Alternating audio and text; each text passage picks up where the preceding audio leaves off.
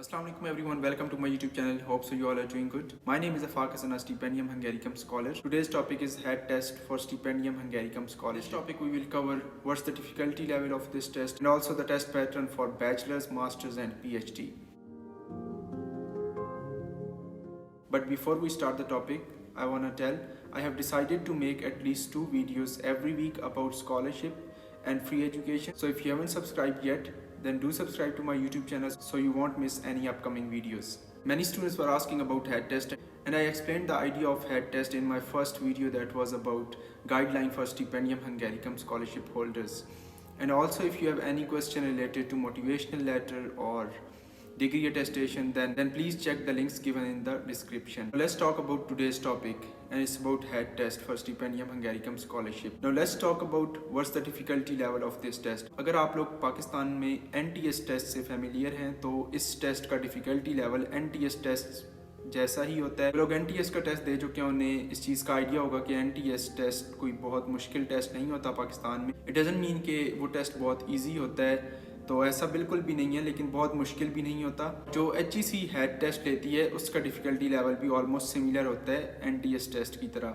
और this is my experience, it can be different also. And many students were asking कि what should be the test score. तो test score कोई specific नहीं given, but at least आप लोगों के test का स्कोर 50% होना चाहिए, 50% और अबव. कुछ स्टूडेंट्स का ये भी क्वेश्चन था कि मेरे टेस्ट में क्या स्कोर थे, तो I had 76 points out of 100. लेकिन इस टेस्ट को प्रिपेयर करने के लिए मैं आप लोगों को कुछ एक बुक भी रिकमेंड कर देता हूँ जो आप लोग स्क्रीन पे देख सकते हैं. एंड सेकेंडली मैं आप लोगों को कुछ लिंक्स भी प्रोवाइड कर देता हूँ जो कि डिस्क्रिप्शन में गिवन है, आप लोग वहाँ से हेल्प ले सकते हैं. तो प्लीज़ टेस्ट के लिए तैयारी ज़रूर कीजिएगा, आप लोग प्रैक्टिस कर लीजिएगा. आप खासतौर पर आप अपनी FSC की केमिस्ट्री, फिज़िक्स, मैथ्स ये रिवाइज़ कर लीजिएगा और मेडिकल वाले बायो ज़रूर रिवाइज़ कीजिएगा.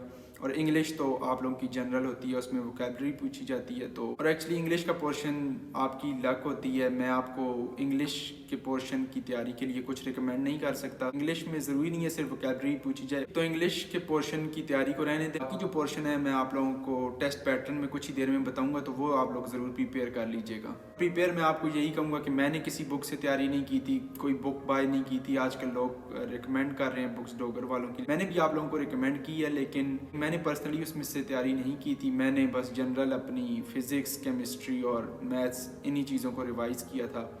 और टू बी ऑनेस्ट वो टेस्ट इतना मुश्किल नहीं था कि उसके लिए बहुत ज़्यादा तैयारी की जाए. आई वुड रिकमेंड यू कि आप लोग तैयारी ज़रूर करें, क्योंकि टेस्ट मुश्किल भी हो सकता है. ज़रूरी नहीं है कि हर दफ़ा सेम हो या फिर वो टेस्ट मुझे ईजी लगा हो, काफ़ी लड़कों के लिए मुश्किल हो. तो now let's talk about the head test pattern. So pattern for undergraduates is divided into 6 categories, और मैं आप लोगों को कैटेगरी 1 बाय 1 बता देता हूँ. मैं आप लोगों को ये डाटा डिस्क्रिप्शन में भी प्रोवाइड कर दूंगा, लेकिन मैं वीडियो में भी आप लोगों को बता देता हूँ. कैटेगरी 1 जो है वो प्री इंजीनियरिंग स्टूडेंट्स के लिए. तो head for pre engineering students, उसमें पूछे जाएंगे आप लोगों से physics 30 question, chemistry 30 question and math 40 question and English 20 question. तो ओवरऑल ये 120 पॉइंट्स बनते हैं. तो इट कैन बी 100 पॉइंट्स, और फिर तमाम पोर्शंस के साथ 5 और 10 पॉइंट्स डिक्रीज होके तो 100 पॉइंट्स हो जाएंगे. So it can be 100 points और 120 points. Second category is for medical students जिन्होंने FSC प्री मेडिकल ग्रुप से की. उनके लिए 30 physics, 30 chemistry, 40 biology and 20 English. So again 120 points. Category 3 जिन्होंने आर्ट्स, ह्यूमैनिटीज़ और सोशल साइंसेज ग्रुप्स पढ़े हैं, उनके लिए Pak studies 30, English 40, general maths 30 and Islamiat 20. Category 4 है कंप्यूटर साइंस के स्टूडेंट्स के लिए. इसमें 30 physics, 40 computer science, 30 maths and 20 English. Again 120 points. Category 5 जो FSC में जनरल साइंस के ग्रुप से बिलोंग करते हैं, उनके लिए मैथ्स 30, फिज़िक्स और इकोनॉमिक्स और स्टैट्स और कंप्यूटर साइंस. सो इन 4 सब्जेक्ट्स में से किसी 2 सब्जेक्ट से आप लोगों से क्वेश्चन पूछे जाएंगे, और 30 and 30. Okay, so maths 30 and then out of these 4 subjects 30 and 30 and then English 30. So overall 120 points. Category 6 जिन्होंने अपनी FSC में ICOM किया, उनके लिए 40 points from commerce, 30 accounting, 30 business maths and 20 English. So ये 6 कैटेगरीज थी फॉर अंडर ग्रेजुएट। और अगर आप लोगों को समझ नहीं आई तो आप बेशक वीडियो दोबारा से देख लें और आप लोग अपने राइट डाउन कर लें कि आप किस कैटेगरी में लाई करते हैं, वहाँ से आप लोगों को अपने टेस्ट पैटर्न का आइडिया हो जाएगा। Now let's talk about the head test pattern for master students. अगर आप इंटरनेट से ट्राई करें फॉर मास्टर्स तो आप लोगों को कोई मेथड या कोई पैटर्न नहीं मिलेगा। So I asked my friend, he is a Stipendium Hungaricum scholar and he is doing masters. तो उनसे जो मुझे इन्फॉर्मेशन मिली है वो मैं आप लोगों से शेयर कर रहा हूँ कि मास्टर्स वालों का टेस्ट स्पेसिफिकली कैटेगराइज नहीं होता। मास्टर्स के लिए analytical, verbal, qualitative and general technical questions, तो 3 ये portion and 4th one is what you did in your bachelor's. Hopefully it's clear for you guys, and if you have any question do comment, I will answer your questions. Now let's talk about head test pattern for PhD students.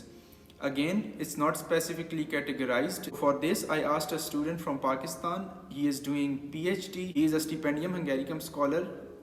So what he told is the test contains 3 portions: English, analytical questions and basic medical science questions.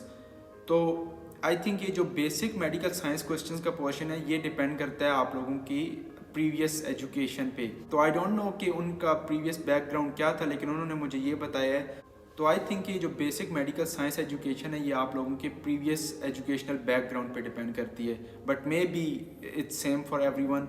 This is what a PhD guy told me: English, analytical questions and basic medical science education. तो at least आप लोगों को एक idea मिल गया है कि test किस type का हो सकता है। So most probably the test pattern would be same because I asked these questions from the stipendium hungarium holders जो कि लास्ट ईयर आए थे, और मास्टर्स का भी जिन स्टूडेंट्स मैंने पूछा वो लास्ट ईयर आए थे, PhD का जिनसे पूछा वो भी लास्ट ईयर आए थे। अगेन बिलीव मी, टेस्ट ये ज़्यादा मुश्किल नहीं होता, तो आप लोगों ने इसकी टेंशन नहीं लेनी। जस्ट आप अपना बेसिक्स प्रिपेयर करें, और मैं आप लोगों को ये भी रिकमेंड नहीं करूँगा कि आप बहुत डिटेल्ड स्टडी करें। जस्ट आप लोगों की बेसिक्स क्लियर होनी चाहिए, तो होपफुली आप लोगों का टेस्ट ये बहुत अच्छा होगा इंशाल्लाह। तो आप लोग ये ना सोचिएगा कि बेसिक्स मुझे आते हैं तो ये टेस्ट अच्छा हो जाएगा। आप लोग प्लीज़ बुक्स रिवाइज ज़रूर कर लीजिएगा, और आप लोगों का अगर कोई भी क्वेश्चन है तो कमेंट में ज़रूर पूछें, I will try to answer. और actually this was it about HEC head test, and if you like the video then please do subscribe to my YouTube channel so you won't miss the upcoming videos.